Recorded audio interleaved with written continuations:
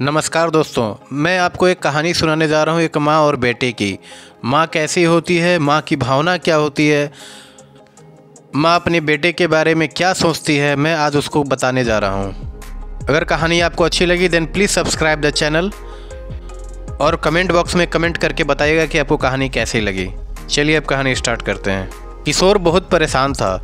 उसे समझ नहीं आ रहा था कि वो इस परिस्थिति में कैसे निपटे।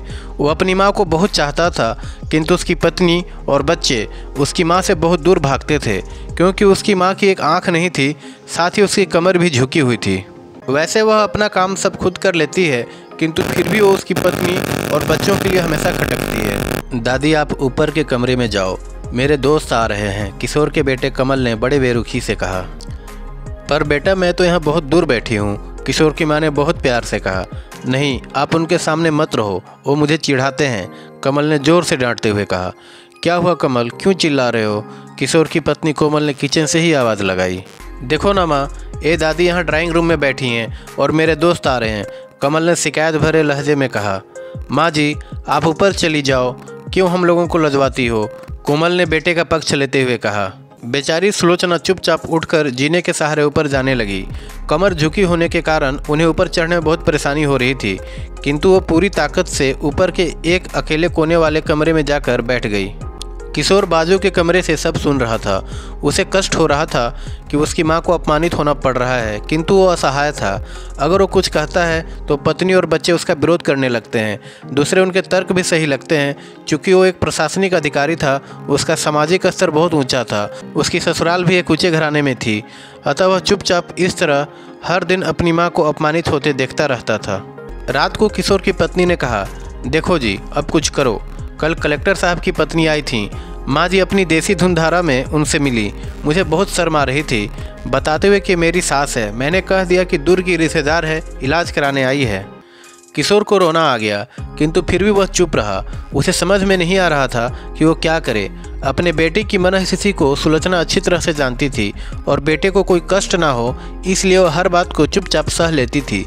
किशोर बहुत उदास रहने लगा। एक तरफ परिवार और सामाजिक स्तर पर जीने की प्रतिबद्धता थी, तो दूसरी ओर माँ। आखिर माँ से अपने बेटे की यह हालत नहीं देखी गई।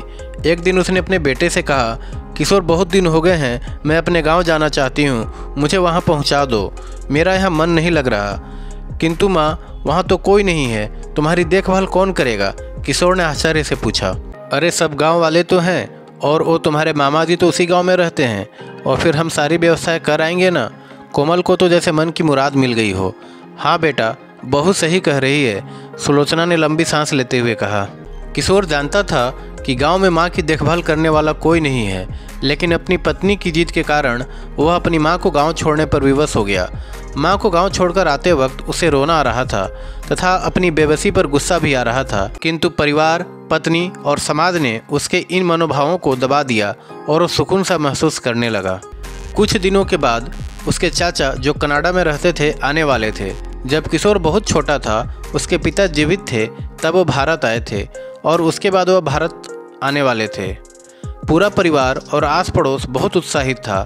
कनाडा से किशोर के डॉक्टर चाचा आ रहे थे। डॉक्टर कमलेश ने जैसे ही घर में कदम रखा, सबने मिलकर बहुत उत्साह से उनका स्वागत किया। क्यों किशोर, भाभी नहीं दिख रही है, कहाँ है? डॉक्टर कमलेश ने उत्साहपूर्वक पूछा।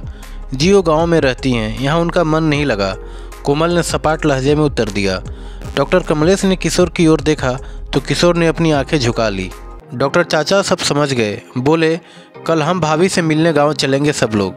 दूसरे दिन सभी लोग गांव के घर में पहुंचे। देखा कि सुलोचना को बहुत तेज बुखार है और वो पलंग पर असहाय पड़ी है। डॉक्टर चाचा दौड़कर सुलोचना के पास गए, उनके पैर छूकर रोने लगे। सुलोचना की ये हालत उनकी कल्पना से परे थी। वाह बेटा किशोर, तूने तो नाम उजागर कर दिया। अपनी माँ की ये हालत देखकर तुझे तो शर्म भी नहीं आ रही होगी। डॉक्टर चाचा ने किशोर को लगभग डांटते हुए कहा। नहीं देवर जी, किशोर का कोई दोष नहीं है, मैं खुद गांव आई थी। सुलोचना ने अपने बेटे का बचाव किया। मुझे सब पता चल गया भाभी, आप चुप रहो।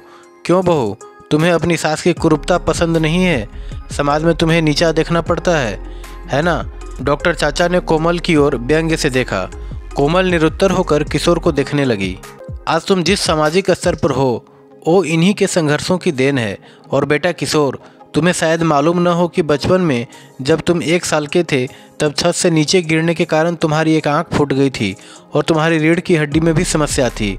तब तुम्हारी इस कुरूप माँ ने अपनी एक आंख और अपना बोन मैरो तुम्हें देकर इतना सुंदर स्वरूप दिया था। कोमल बेटा, इतने सालों तक संघर्ष करके बेटे को प्रशासनिक अधिकारी बनाने वाली इस संघर्षशील औरत की तुम लोगों ने यह दशा कर दी, तुम्हें ईश्वर कभी माफ़ नहीं करेगा। डॉक्टर चाचा की आंखों से अश्रु जलधारा बह रही थी। अब भाभी आप मेरे साथ कनाडा जाएंगी, यहाँ इन स्वार्थी लोगों के बीच नहीं रहेंगी, डॉक्टर चाचा ने सुलोचना से कहा। किशोर को तो काटो तो खून नहीं था। डॉक्टर कमलेश जो उसके चाचा थे, उन्होंने जो राज बताया उसके बाद तो किशोर को यही लग रहा था कि उससे ज़्यादा पापी इंसान इस दुनिया में कोई और है ही नहीं। वह दौड़ता गया और माँ के कदमों से लिपट गया। माँ, मेरा अपराध अक्षम्य है, मैं जानबूझकर चुप्पी साधे रहा, आपका अपमान करवाता रहा। अब सिर्फ आप ही उस घर में मेरे साथ रहेंगी और कोई नहीं। किशोर ने आग्नेय दृष्टि से अपनी पत्नी और बच्चों को देखा। कोमल को भी बहुत पश्चाताप हो रहा था, किंतु उसकी हिम्मत नहीं हो रही थी कि वो सुलोचना से आंख मिलाए।